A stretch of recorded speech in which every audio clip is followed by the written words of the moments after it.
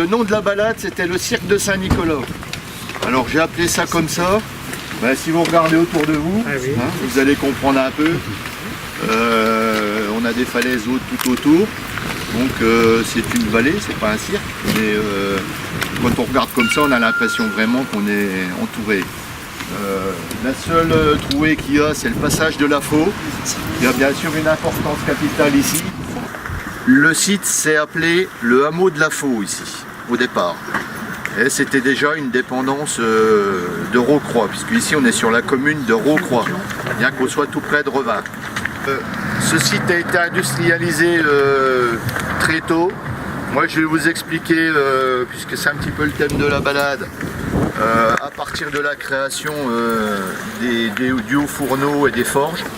Donc c'est installé ici le fameux Jean-Nicolas Gendarme, qu'on retrouvait partout, qui s'était installé aux 9 forges, qu'on retrouve à d'autres places dans les Ardennes, un grand patron d'industrie de l'époque.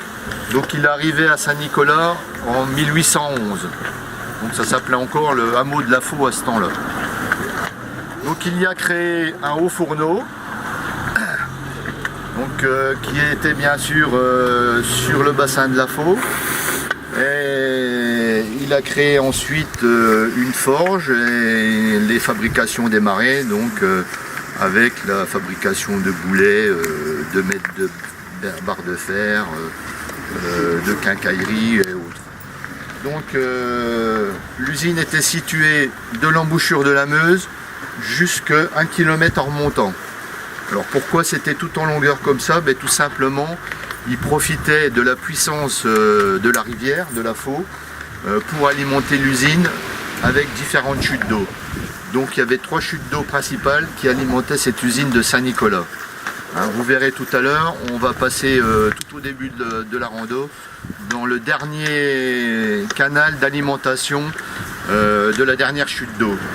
Du canal d'alimentation de la dernière roue qui alimentait la dernière partie de l'usine. Il n'y a plus que ce morceau-là qui existe, qui se prolonge un petit peu là.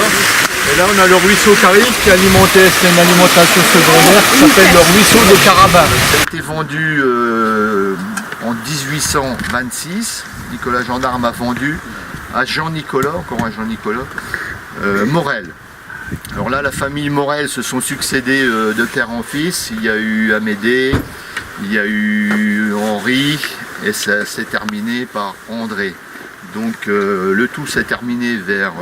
l'usine a fermé définitivement en 1862. Donc c'est pas très vieux, c'est assez récent. Donc ça a continué à être un haut fourneau au départ. Après c'est devenu un laminoir. Et c'est devenu à la fin une forge et fonderie, voilà, qui ont fonctionné avant de péricliter progressivement. Donc la Faux a toujours été utilisée au départ comme force motrice naturelle, et donc ensuite des petites centrales se sont construites progressivement. Donc ça c'est la deuxième partie. Grosso modo, donc il y a eu les 2 premières centrales qui ont été construites sur la Faux, qui concerne Saint-Nicolas. Je ne vous parle pas de la partie des vieilles forges et des 9 forges. Je ne vous parle que de la partie qui est près de Saint-Nicolas.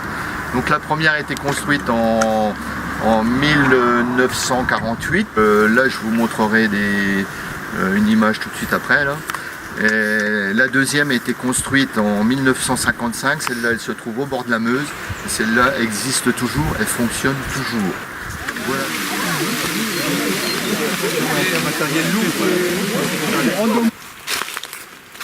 L'un des nombreux points de défense construits le long de la Meuse avant 1940.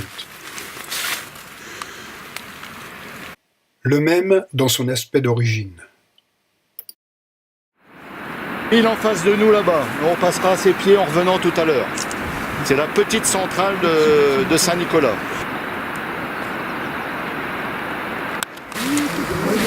Donc vous pouvez venir, vous passerez chacun votre tour. En dessous, on a le magnifique pont de Revin tout neuf.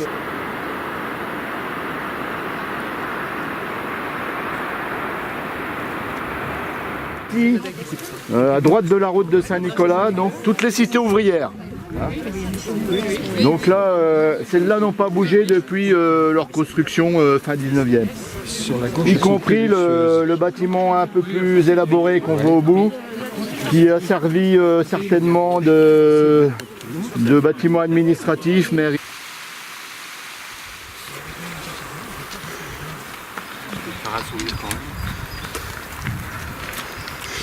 150 mètres au-dessus, on a le bassin des Marquisades qui est tout près là. Et donc, si vous regardez tout en haut, à travers les fils là, on voit l'église de Rocroi. Et les prémices de l'attirage à côté.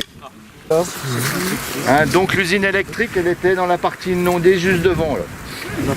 Hein. Et donc le principe, c'était l'alimentation par un canal qui zigzaguait dans la colline.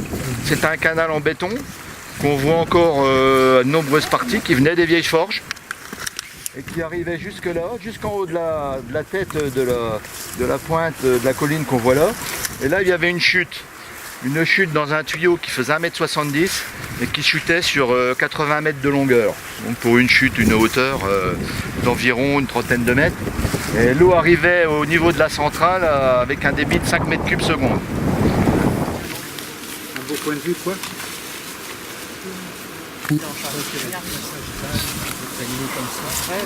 Pour les hommes, on n'aurait pas fait ça.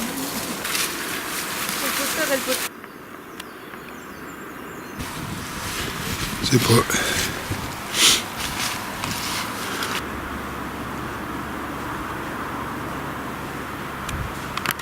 On descend par là?